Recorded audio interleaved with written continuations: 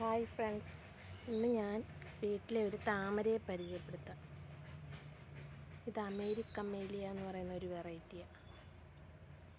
ഇത് നട്ട് 10ാമത്തെ ദിവസം തൊട്ട് ഇതിന് മുട്ടുകൾ വരാൻ തുടങ്ങിയതാണ്. വലിയ ടബ്ബി വെച്ചപ്പോൾ നല്ല വലിപ്പമുള്ള പൂക്കൾ കിട്ടി.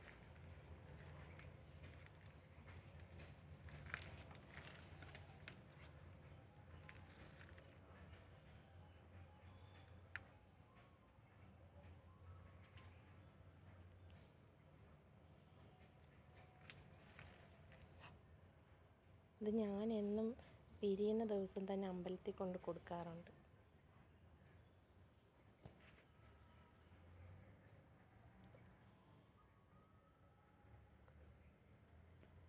ഓരോ താമരയും വിരിയുമ്പോൾ തോന്നും അതിനാ ഭംഗിയെന്ന്.